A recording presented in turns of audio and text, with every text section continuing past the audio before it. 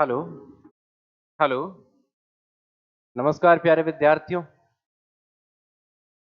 सभी को राम राम, नमस्कार, आदाब, सत श्री अकाल। आज मैं इकोनॉमिक्स का एक टॉपिक, वैसे आरएस मेंस में इकोनॉमिक्स के अंदर ये टॉपिक है, पेपर प्रथम के अंदर। टॉपिक का नाम है मांग और आपूर्ति। मांग और आपूर्ति, डिमांड एंड सप्लाई। बाजार की महत्वपूर्ण शक्ति है, बाजार को नियंत्रित करती है, बाजार को कंट्रोल करती है कि बाजार में क्या मांग है और मांग की किस प्रकार आपूर्ति होगी।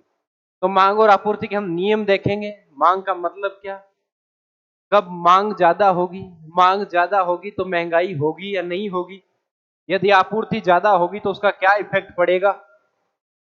इन चीजों को पढ़ेंगे कि मांग और आपूर्ति दोनों के आपस में किस प्रकार का संतुलन है, बाजार को किस प्रकार नियंत्रित करती है, सरकार का क्या इसमें योगदान होता है, महंगाई ज्यादा बढ़े तो सरकार महंगाई कैसे कम करे। इन तमाम प्रश्नों के आपकी जिज्ञासाओं के जितने भी प्रश्न हैं उन तमाम प्रश्नों के उत्तर आ जाएंगे। मेरे साथ बने रहिएगा। सबसे पहले अर्थव्यवस्था में दो बाजार शक्तियां होती है, इकोनॉमिक्स के अंदर दो बाजार शक्ति होती है। बाजार को नियंत्रित करना का काम दो शक्तियां करती है, दो पावर है, demand and supply. Demand supply मतलब यदि डिमांड बढ़ेगी, जितनी डिमांड होगी ज्यादा, उतनी ज्यादा महंगाई बढ़ेगी। डिमांड कम होगी, महंगाई कम होगी।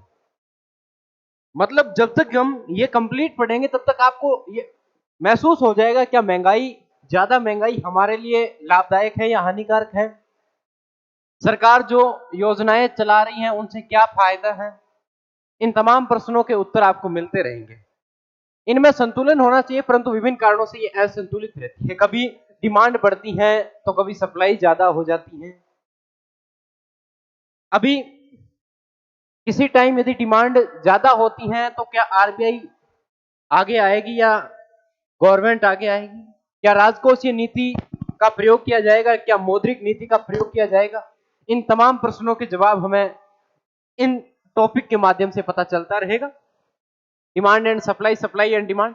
डिमांड, यदि डिमांड है जो गिरती है, यदि डिमांड कम होती है, डिमांड गिरती है और सप्लाई ज्यादा होती है। यदि डिमांड मतलब कोई भी वस्तु है, जैसे अपने चीनी का एग्जांपल लेके चलते हैं। चीनी का एग्जांपल, यदि चीनी है, यदि चीनी की डिमांड कम है, लोग चीनी की जगह गुड़ यूज करने लगे, कोई और वस्तु यूज करने लगे, तो चीनी की डिमांड कम हो गई। लेकिन कल ही आरएस फ्रीक में प्रश्न आया था, चुकंदर वाला, श्री गंगानगर का। ठीक है, तो डिमांड चीनी की कम है, लेकिन डिमांड इस चीनी की जो सप्लाई है जो ज्यादा हो रही है, मतलब चीनी के उत्पादक ज्यादा है, चीनी के उपभोक्ता कम हो रहे, उत्पादक ज्यादा है, तो क्या होगा, रेट है जो कम होगी।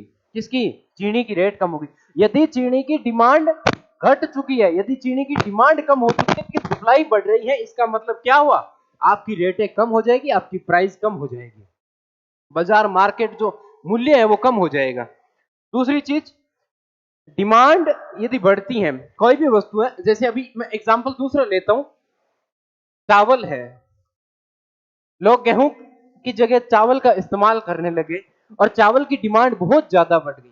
चावल की क्या बढ़ गई, डिमांड चावल की बहुत ज्यादा बढ़ गई, लेकिन सप्लाई कम हो गई। चावल का उत्पादन कम हो रहा है, सप्लाई कम हो रही है। यदि सप्लाई कम है और डिमांड ज्यादा है, इसका मतलब क्या होगा, प्राइस बढ़ेंगे। प्राइस क्या करेंगे, प्राइस है जो ग्रोथ करेंगे, प्राइस और ज्यादा हो गए, क्योंकि लोगों की डिमांड बहुत ज्यादा है। डिमांड जैसे जैसे ज्यादा होगी वैसे वैसे प्राइस बढ़ते जाएंगे। अभी मैं एक एग्जांपल देता हूं आपको। मैं एग्जांपल अपने ज्यादा दूर नहीं जाएंगे, कोरोना में जाएंगे, कोविड-19।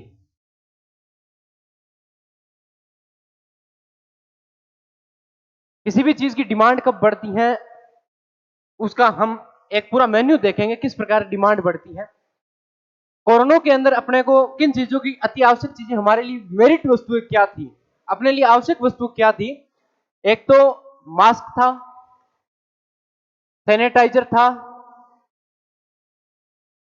मास्क था, सैनिटाइजर था, ऑक्सीजन के सिलेंडर थे।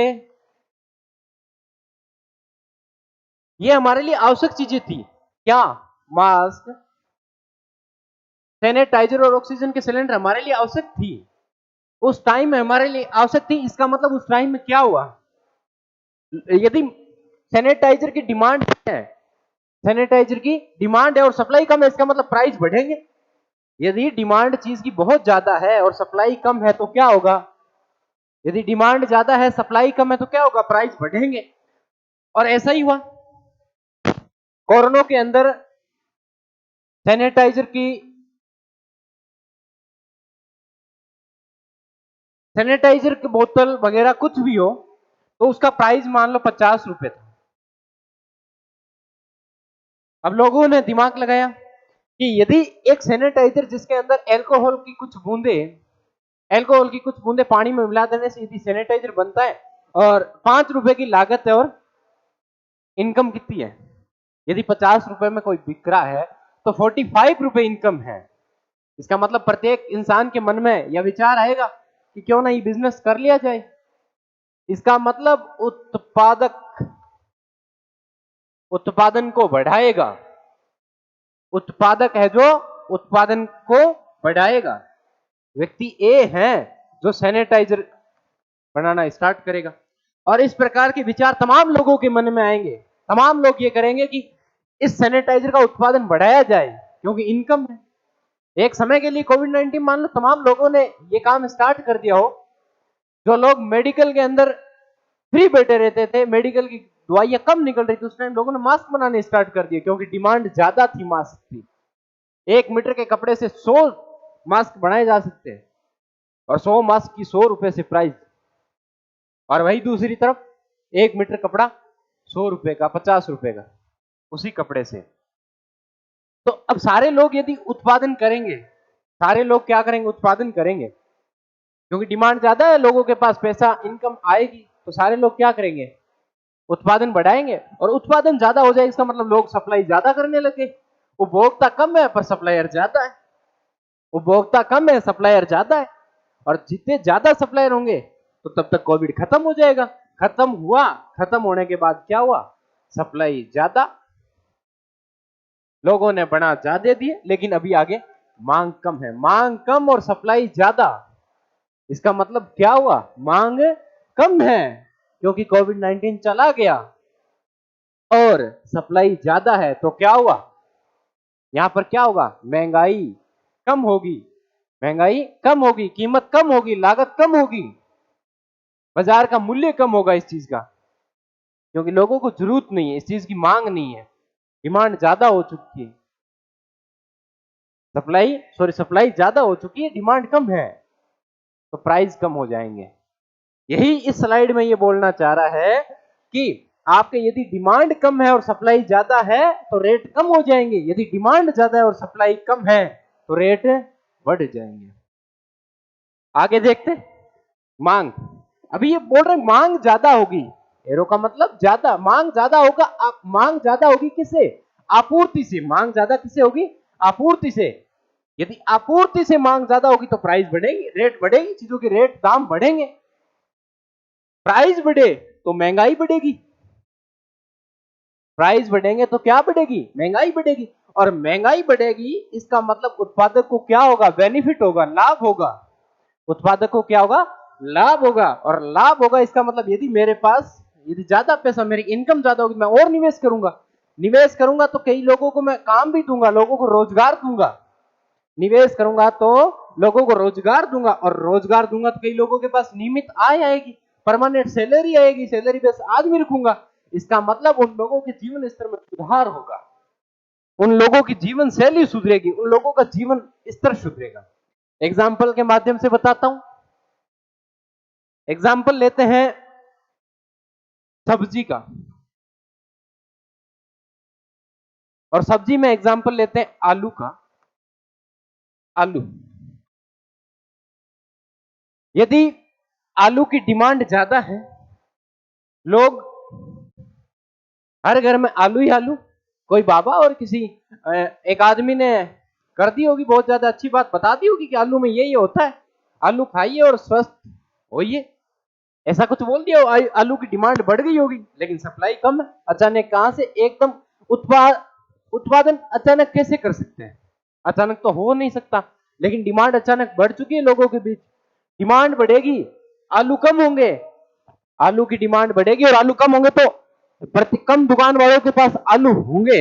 इस सब्जी के ठेले, मान लो ये सब्जी का ठेला, इसमें कम आलू होंगे, तो ये और बाकी इसके पास में जो भी सब्जी का ठेला लगा है उनके पास आलू नहीं है, इसका मतलब इसके क्या कर देगा, ये प्राइस बढ़ा देगा, क्योंकि इसके कंपटीशन में कोई आदमी नहीं है, इसके कंपटीशन में कोई आदमी नहीं है, इसलिए क्या करेगा, प्राइस बढ़ा देगा। और प्राइस बढ़ाएगा इसका मतलब क्या कर देगा, लोगों को क्या लगेगा, उपभोक्ता जो खरीदने वाले होंगे वो कहेंगे महंगाई हो चुकी है। जो लोग आलू को खरीदेंगे वो बोलेंगे महंगाई हो चुकी है, महंगाई होगी, लोग खरीदेगी भी महंगाई होने के बाद, तो फिर क्या होगा, इस सब्जी वाले को क्या हुआ, बेनिफिट हुआ, बेनिफिट हुआ, इसने पैसे कमाए तो ये निवेश करेगा। पहले बाहर ठेले पर या किसी बस स्टैंड पर सब्जी का ठेला लगाता था, अब किसी दुकान में लगाएंगे, अब किसी दुकान के अंदर बैठेगा, अब दुकान के अंदर बैठेगा तो 2-3 आदमी और रख लेगा कि भाई आजकल आलू के कस्टमर ज्यादा आ रहे हैं, तो भाई आलू के कस्टमर ज्यादा आ रहे हैं, सबको मतलब ये तो नहीं होता कि मैं अकेला बेटा चिल्लाऊं कि आलू ले लो 50 रुपए किलो आलू, ऐसा बोलेगा नहीं।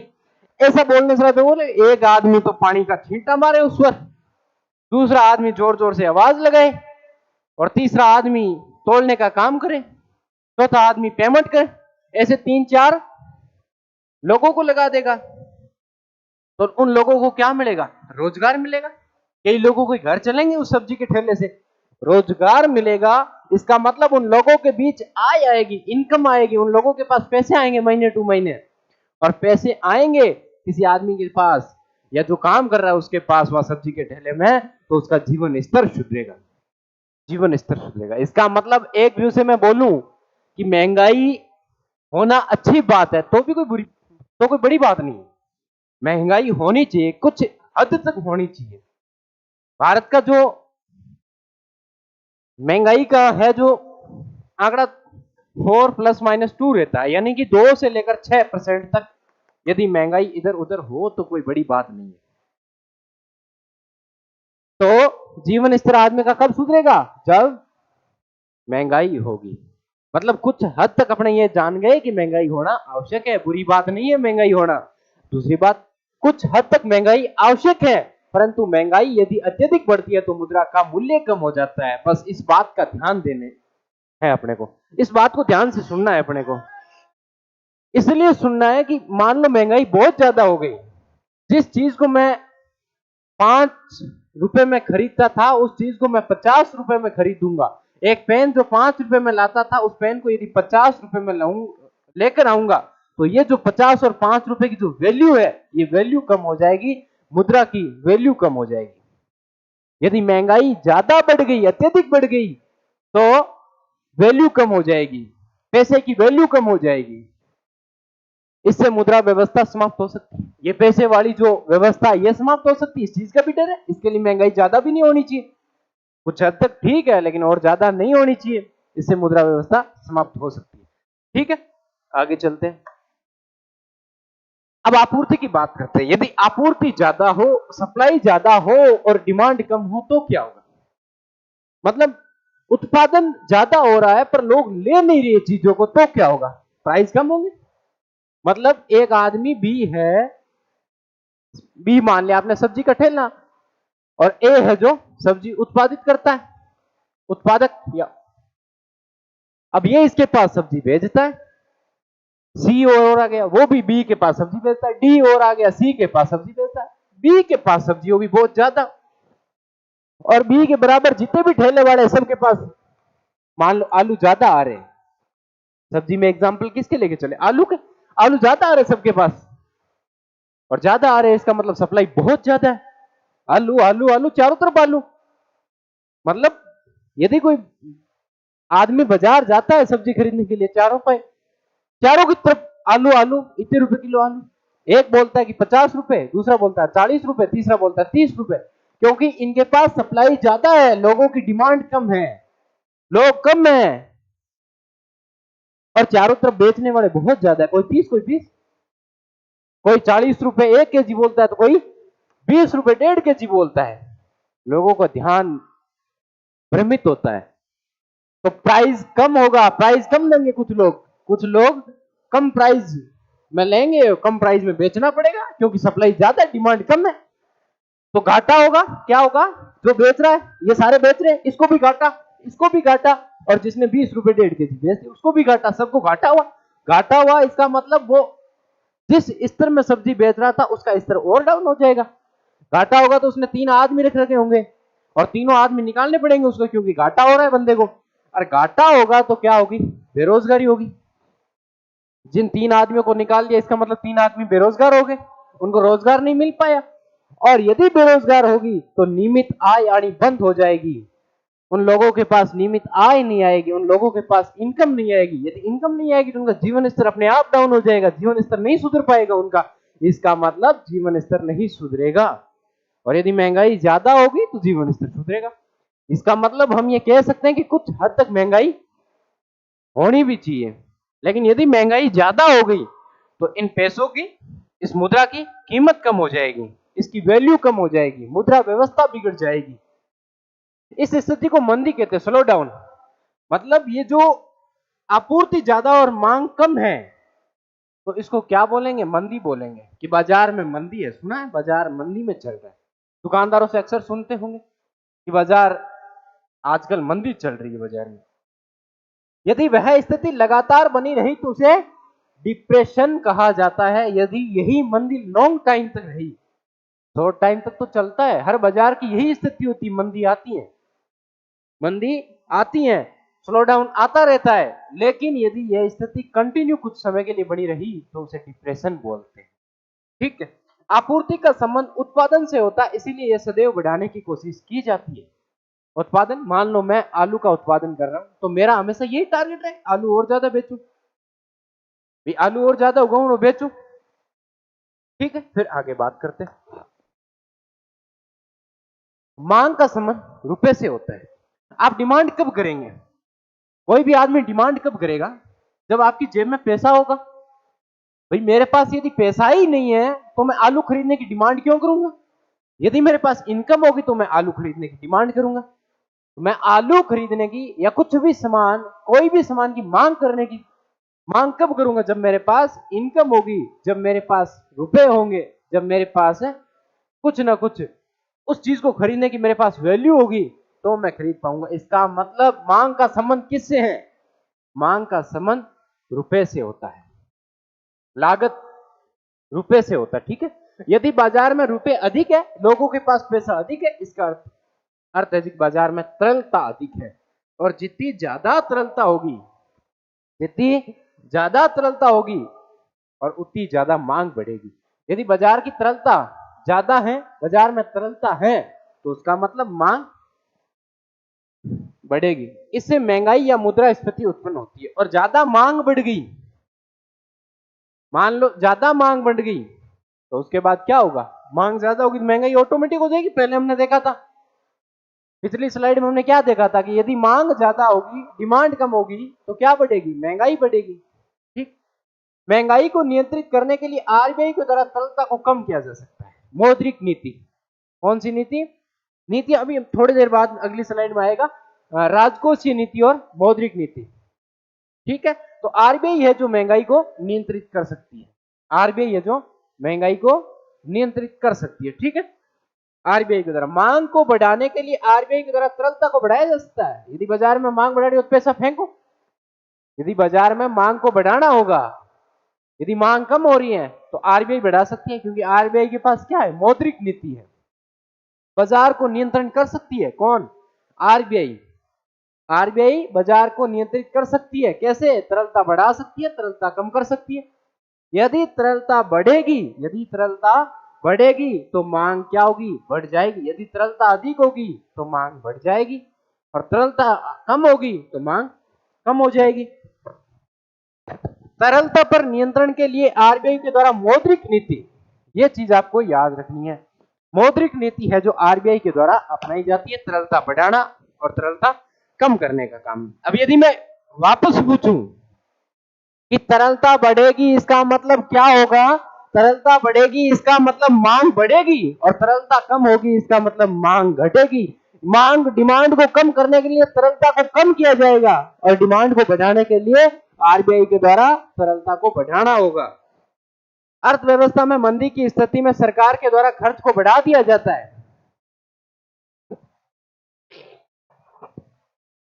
क्या हुआ कि अर्थव्यवस्था में मंदी की स्थिति में सरकार के द्वारा खर्च को बढ़ा दिया जाता है। यदि बाजार में मंदी आती है तो सरकार के द्वारा खर्च, सरकार है जो खर्च बढ़ा देती है। अब सरकार कैसे बढ़ाती होगी? सड़कें बनाना, सड़क बनाना, पुल बनाना, किसी चीज में इन्वेस्ट करना, सरकारी बहुत से कार्य होते हैं, तो खर्च बढ़ा देगी। यदि बाजार में लॉन्ग टाइम तक मंदी चल रही है तो सरकार को आगे आना होगा। आरबीआई निर्देश देती है, आरबीआई को निर्देश दे सकती है, पर आरबीआई को सरकार निर्देश दे सकती है, पर सरकार उस पर ज्यादा कुछ नहीं कर सकती।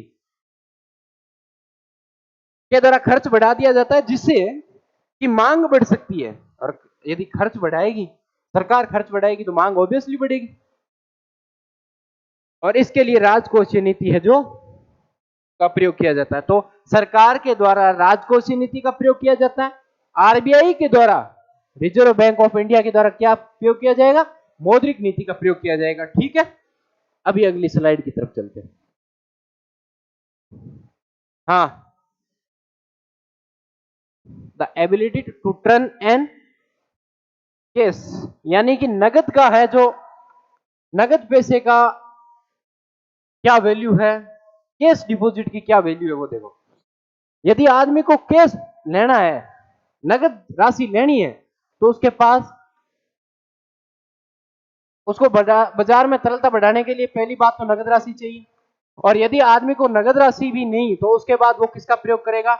गोल्ड का प्रयोग करेगा, सोने का प्रयोग करेगा।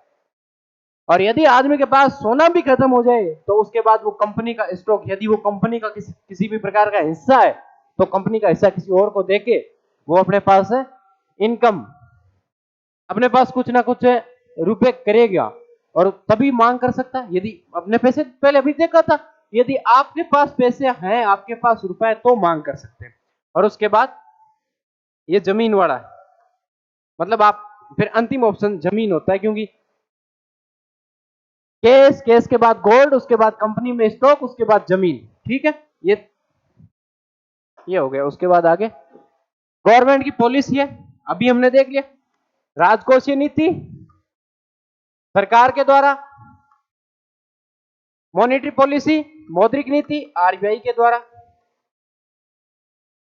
दोनों के बारे में देखा, राजकोषीय नीति और मौद्रिक नीति थोड़ा थोड़ा जान ही लिया था, कुछ और बातें जान लेते हैं अब इसके बारे में। देखो, राजकोषीय नीति सरकार क्या कर सकती है? अपने से सरकार टैक्स लेती है। कहां से लेती है सर टैक्स? किस प्रकार से लेती है, कैसे लेती है टैक्स? हमसे तो घर से आके मांगा नहीं।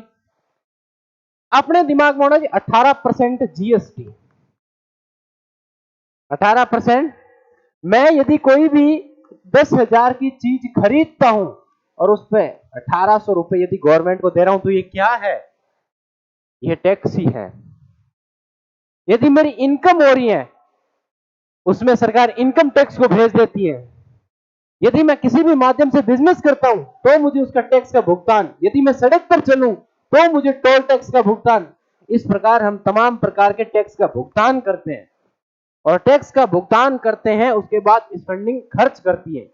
अपने द्वारा टैक्स दिया गया ही टैक्स का जो पैसा होता है सरकार उसी को खर्च करती है। अब देखो, बड़ी एक रोचक बात है, कांग्रेस सरकार हो चाहे बीजेपी सरकार हो, किसी भी प्रकार की सरकार हो, किसी भी पार्टी की सरकार हो, वो क्या करती है? खर्च ज्यादा करती है, और ज्यादा खर्च करती है तो उसके पास वाहवाही और होती है उसकी। जनता से टैक्स लिया जा रहा है, जनता से टैक्स लिया जा रहा है। आपसे पेट्रोल के दाम 32 से 100 करके बढ़ाकर लिए जा रहे हैं, ये गवर्नमेंट के द्वारा टैक्स लिया जा रहा है। आपसे अनेक प्रकार के स्टेट में टैक्स लिए जा रहे हैं, और उनके द्वारा सरकार के पास इनकम आती है, और उसी इनकम को वो खर्च कर रही है। आपको कभी 100 यूनिट बिजली फ्री दे देगी, कभी आपको एक मोबाइल फ्री दे देगी, ये तमाम चीजें कहां से आ रही है? अपना ही तो टैक्स है। तमाम पार्टियां यही काम करती है, चाहे आम आदमी पार्टी हो, बीजेपी हो, कांग्रेस हो, कोई भी पार्टी हो, यही काम करती है। तो ये उनकी कौन सी नीति है? राजकोषीय नीति है। और यदि बाजार में मंदी आएगी तो क्या करेगी राजकोषीय नीति के माध्यम से सरकार? सरकार राजकोषीय नीति के माध्यम से सड़क वगैरह इस प्रकार के खर्चे करने स्टार्ट कर देगी। बाजार में मंदी आएगी तो करेगी। देखो अच्छा सिस्टम है। यदि आदमी को, आप खुद बिजनेस करोगे तो आपको टैक्स भरना पड़ेगा। इससे बढ़िया कि नेता बन जाओ और उसके बाद टैक्स लो, खर्च करो, खुद की वाहवाही करवाओ। बहुत अच्छा सिस्टम है। आप बिजनेस करोगे, आप कोई भी बिजनेस करोगे तो आपको उसका टैक्स भरना पड़ेगा गवर्नमेंट को, तो घाटा ही घाटा है। गवर्नमेंट को टैक्स और भरो, कमाओ खुद, तमाम चीजें करो, टैक्स भरो। तो इससे बढ़िया ये है कि नेता बनो ना सब आदमी। नेता बनने के बाद टैक्स लो, टैक्स को खर्च करो, खुद की वाहवाही करवाओ। बहुत अच्छी चीज है। इधर मौद्रिक नीति, ब्याज, आरबीआई के द्वारा ब्याज लिया जाता है और आगे तरलता बढ़ाई जाती है या कम की जाती है, वो बाजार में मांग पर डिपेंड करता है। यदि तरलता बढ़ाएंगे तो मांग बढ़ जाएगी, तरलता कम करेंगे तो मांग कम हो जाएगी। ठीक है, ये होगी गवर्नमेंट की पॉलिसी, राजकोषीय और मौद्रिक नीति।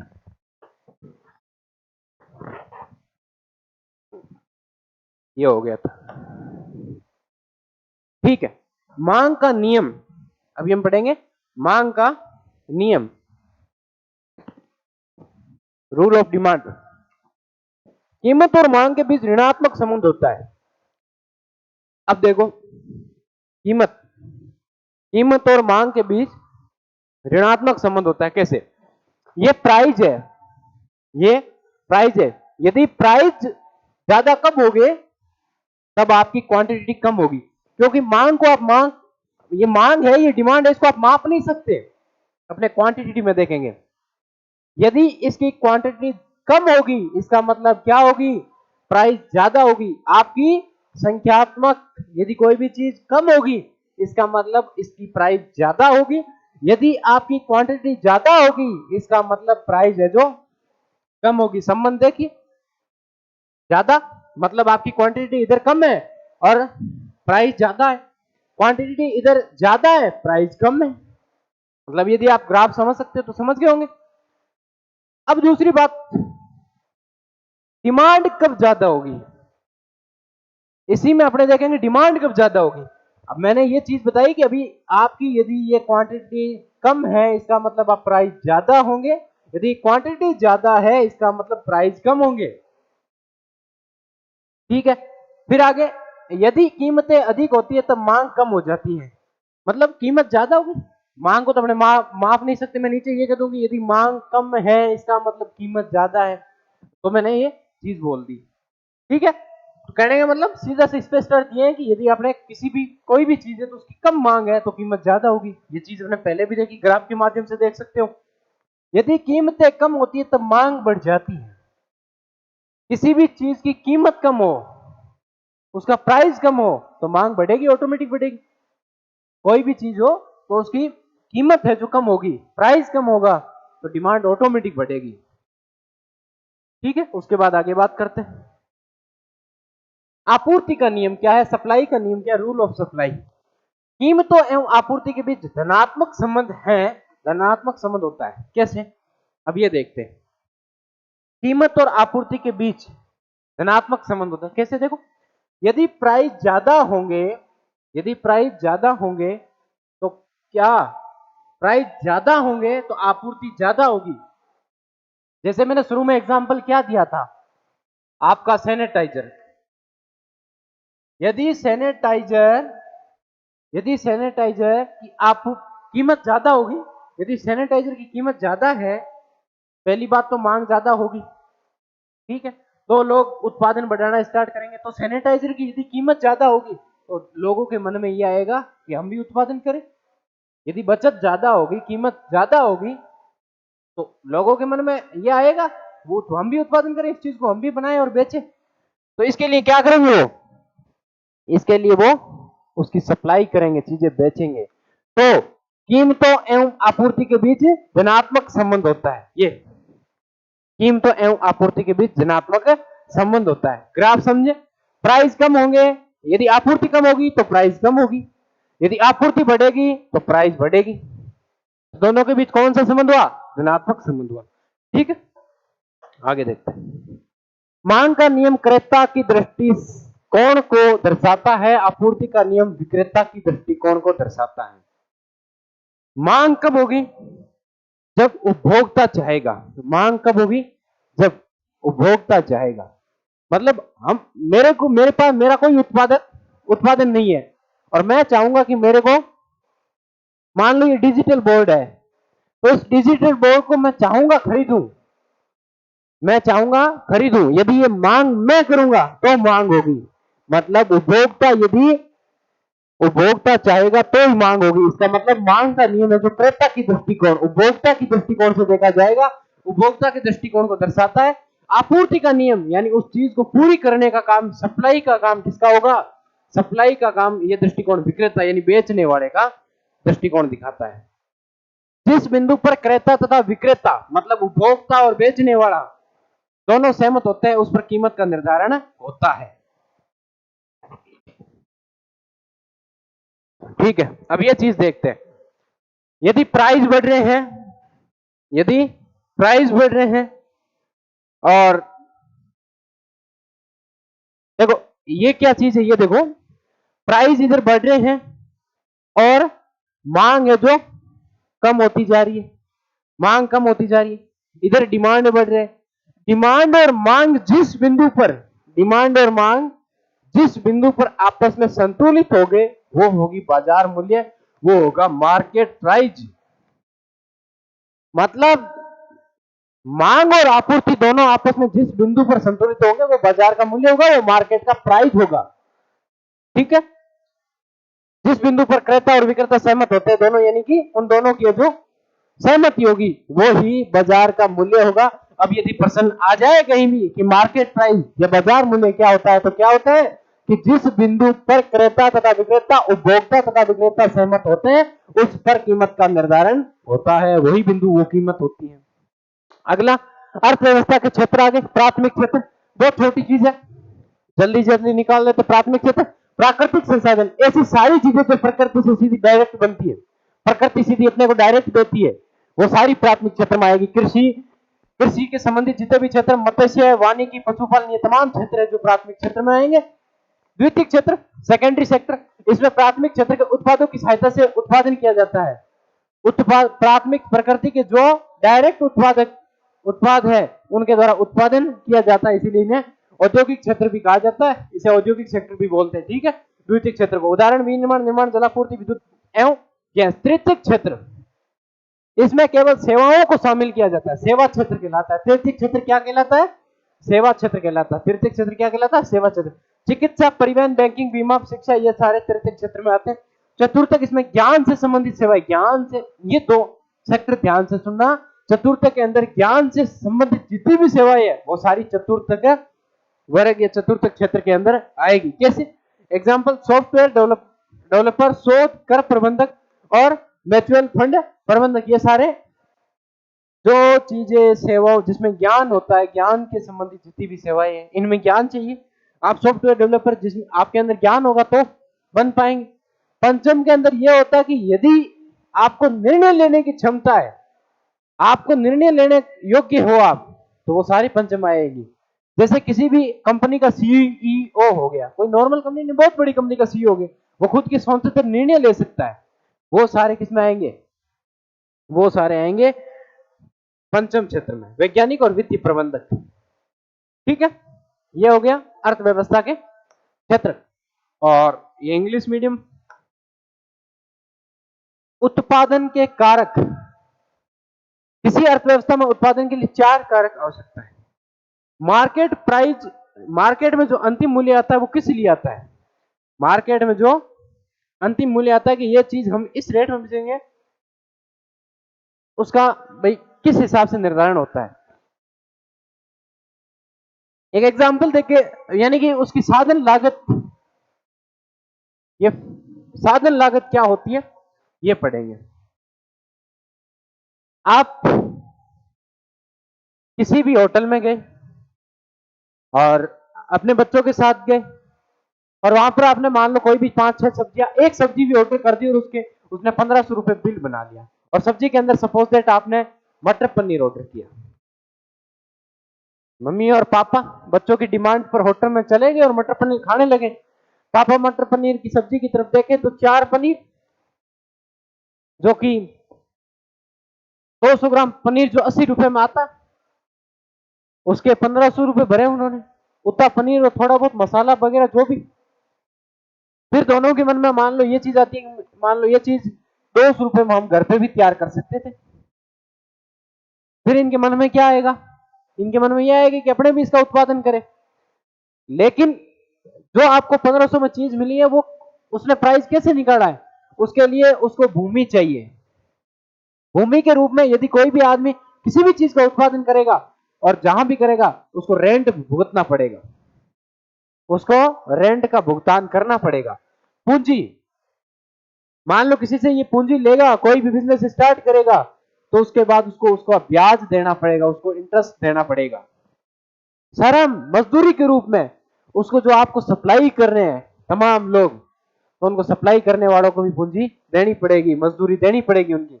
उद्यम, यदि बिजनेस कर रहा है बंदा, तो उसको बेनिफिट भी चाहिए। बिजनेस किस लिए कर रहा है? खुद को बेनिफिट, खुद का बेनिफिट करने के लिए बिजनेस कर रहा है, तो उसको बेनिफिट भी चाहिए। जैसे मैं ये चीज 1 मिनट आपको समझाता हूं, पूरी पूरी चीज बताता हूं।